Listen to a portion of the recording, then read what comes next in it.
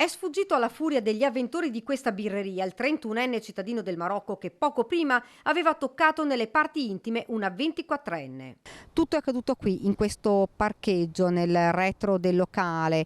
La giovane 24enne è arrivata qui ed è stata raggiunta dal 31enne marocchino. Era l'alba di domenica, una serata come tante, quando ad un tratto è scoppiato il finimondo. Il 31enne straniero si è rifugiato nel bagno della birreria rincorso da un gruppetto di persone a scatenare la reazione della gente le urla della vittima, una 24enne che è stata molestata dall'uomo. Secondo alcune testimonianze l'aggressore avrebbe colpito con un pugno la ragazza che tentava di dimenarsi. La giovane ha lottato, ne è nata una colluttazione, i due sono finiti a terra, lei ha riportato ferite guaribili in 15 giorni, lui in 7. Io so che lei andava in cerca di lui qua nel parcheggio.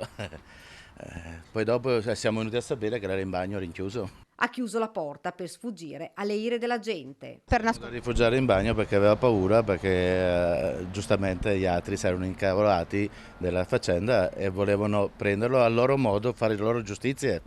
La rabbia del sindaco Marco Turato. Mi spiace soprattutto per la ragazza che è stata aggredita in questo modo e torniamo al solito discorso che è l'ora di finirla, basta, ci vuole la certezza della pena con certi personaggi. L'uomo è stato arrestato dai carabinieri intervenuti anche per calmare gli animi. Ora il 31enne nordafricano, già noto alle forze dell'ordine, si trova agli arresti domiciliari.